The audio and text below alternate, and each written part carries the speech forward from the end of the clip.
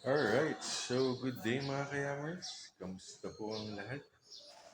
Okay, so mga kayamers, for today's video, papakita ko sa inyo kung paano tanggalin yung front fairings ng ating Wave CX na 110. Okay? So, ito ang tatanggalin natin. Itong part na to sa harapan. Okay? So, please stay tuned.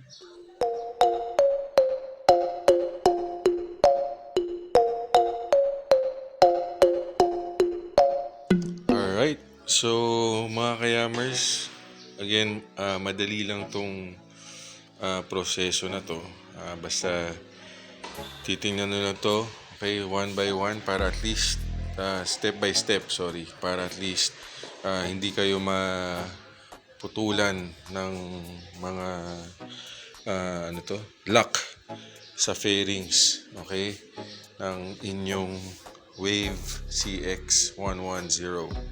Okay, so papakita ko muna sa inyo yung mga yung mga bolt na tatanggalin nyo or mga screws na tatanggalin nyo.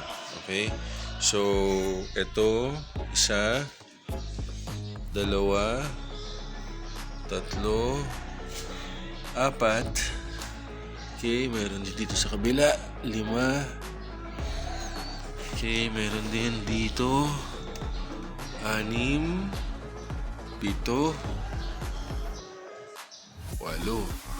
Okay. 10 at 11. Meron din dito sa harap. Okay? Sa 12, 13, 14. So 14 mga kayamers. 14 na screws ang kailangan natin tanggalin para matanggal natin to. Okay? So, ang uunahin ko muna tatanggalin ito. So mga kayamers, no, napalitan ko na kasi to ng stainless.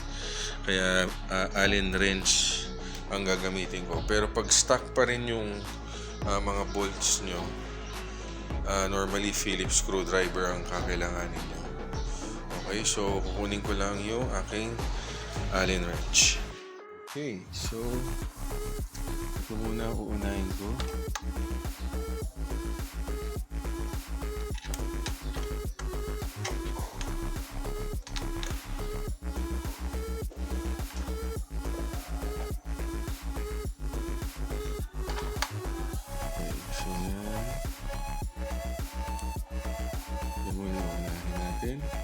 So by the way mga kayamers, kaya nakalimutan natin bilangin.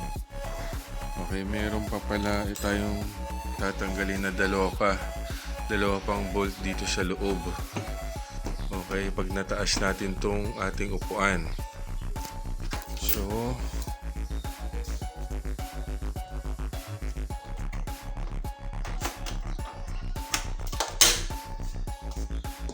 okay. So ito mga kayamers, sa dalawa. So dalawa yan, tatanggalin natin. So kailangan natin ng Phillips screwdriver. So make sure mga kayamers, kapag nagtanggal kayo ng mga screws, ingat-ingat lang. Kasi syempre baka ma-loose thread or malaglag. And dapat ilagay nyo doon sa hindi mawawala. So dito natin lalagay muna. Okay? Tapos ito yung susunod.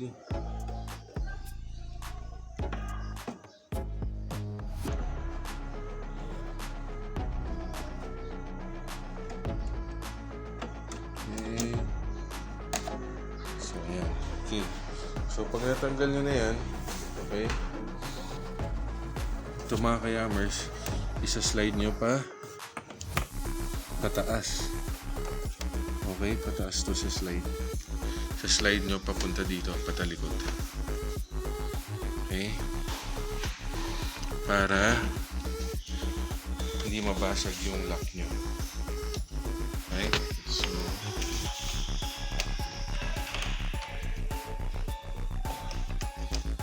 Hatakin nyo lang.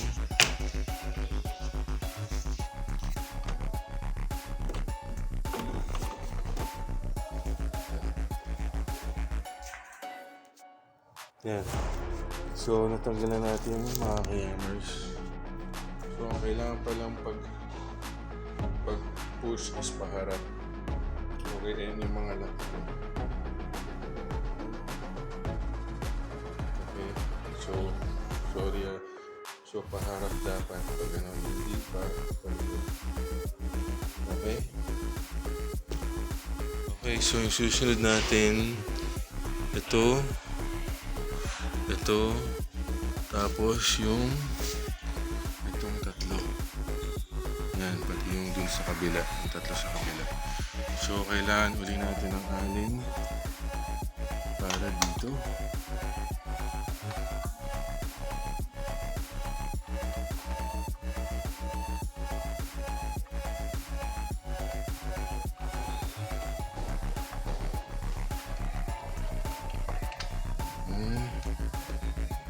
Yan, diba?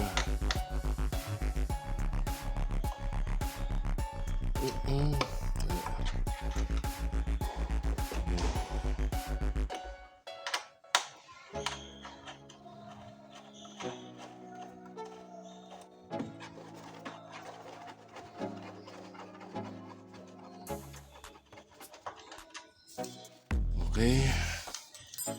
Then, kailangan natin ulit yung Phillips screw.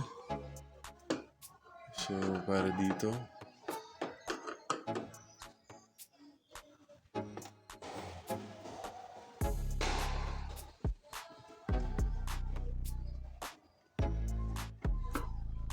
Okay, so dahan-dahan lang tayo. Baka malaglag natin o ano. Tapos ito pa. Dito.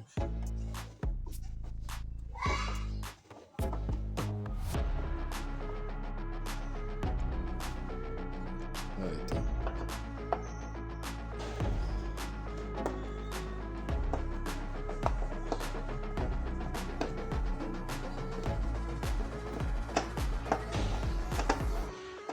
So, tandaan nyo mga kayamers yung mga screws. Okay, kung saan sila. Kung saan sila naka-perme para at least pag binalik nyo, hindi kayo malilito.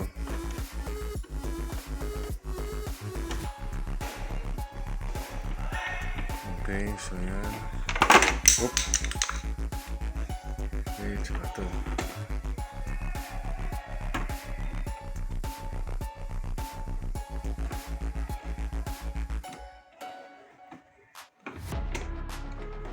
So, yan. Okay. So, tatanggalin ko na lang doon sa kabila. Mga hammers na natanggal ko na rin dito sa side. Dito sa side na to. Okay, yung tatlong screw. So, ang mangyayari, itong part na to, yan, pababa. Hatakin nyo, patalikod. Yun. So, kanina nandito to. Ito yung point niya. Nandito, sabay manon. So, kailangan nyo hatakin. Okay? Yan. Okay, so, tanggal na. Okay, tabi nyo lang. So, ang huling mga screw na tatanggalin natin or mga screws na tatanggalin natin, ito yung sa kabila at itong tatlo na nandito. Kung may basket kayo, mas madali kasi at least, di ba? Wala na kayong basket na po problemahin. So, ito muna itatanggalin ko. Again, mga kayamers, kung stuck pa yun sa inyo, most likely ang kailangan nyo na tool ay yung Phillips screwdriver. Yung sa akin naman kasi ano to napalitan ko na siya. Okay. Dito sa kabila.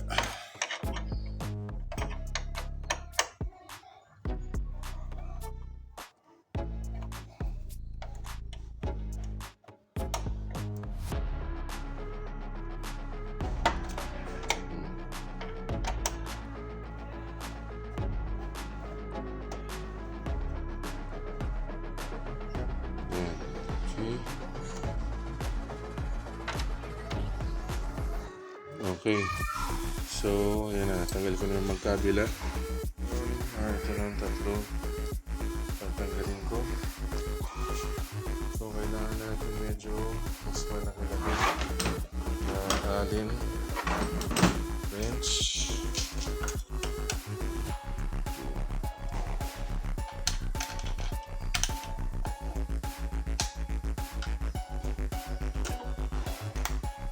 So, yan. Tatanggalin ko lang ito mga kayamers, ha.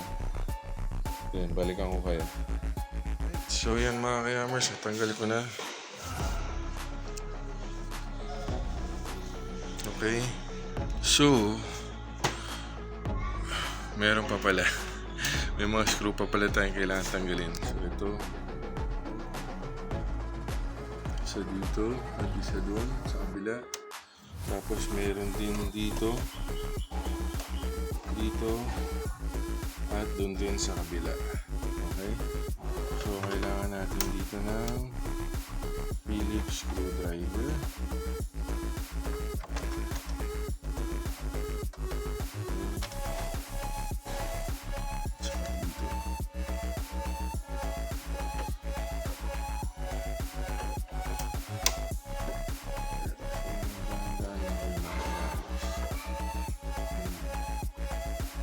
Relax lang. Yun, okay. Natanggal na yan. Tabi nyo. So, again, meron pa dito tayong kukunin. So, kailangan muna natin matanggal itong part na to. Okay? So, paano natin matatanggal to? Yung part na to at yun dun sa kabila. Okay, ganito. Pareho lang yung proseso. So, meron yan siya dito ring screw. Okay. Yan. Tatanggalin nyo lang din to.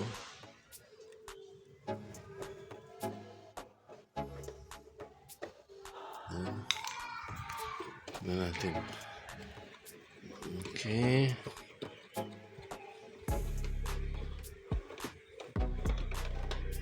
Alright.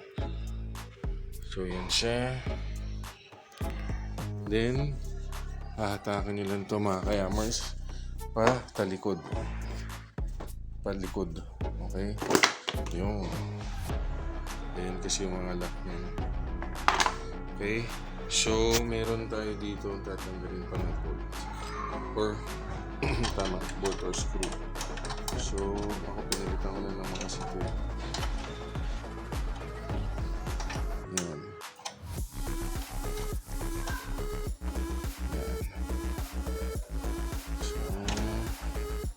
Same procedure rin to sa kabila mga kayamers, ha. Dun sa kabilang side. Huwag niyong kakalimutan. Okay. So, tatanggalin ko lang rin sa kabila. Pero same process. Ito kinakabit ko lang dito. Para hindi magkandawala yung screw. So, tatanggalin ko rin sa kabila. So, same process lang yon. Okay, balikan ko kayo. Alright, so natanggal ko na mga kayamers. So, ang gagawin nyo, okay, una-una, ito, yan, itataas nyo lang yan. Okay, pati dito sa kabila, itataas nyo. Yan. Yan, pag nataas nyo na, makita nyo maluwag na to. Yan. So, pwede nyo na siyang hatakin dito sa harap. Okay?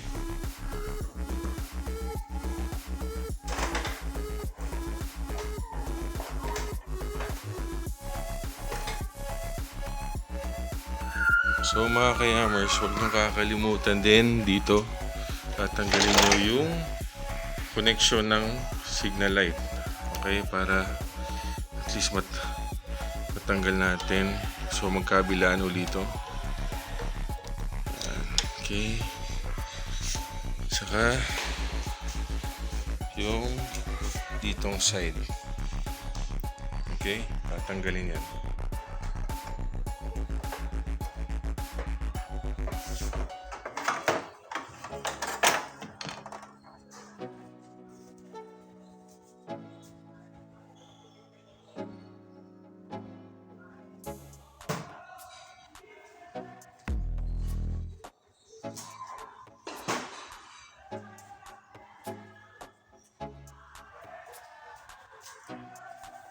Alright, so yan mga kayamers, nabaklasan natin yung front fairings ng ating Wave CX110. So Alpha. Okay, so yun, basta sundan nyo lang yung proseso na yun. Tapos pag ibabalik nyo na yung fairings, same procedure pero pabaliktad. Okay, ang mahalaga huwag nyo kakalimutan or itabi nyo na maigi yung inyong mga screws at tandaan nyo kung saan nyo nailagay. Alright? So, yun lang mga kayamers. That's all for today. I hope you like the video. So, please don't forget to share and subscribe. Thank you mga kayamers and peace out. But I'ma let you slide 'cause you ain't worth it. Time staying strong, need to move on to be what I want. I'll keep dreaming on. Time staying strong, need to move on to be what I want. I'll keep dreaming.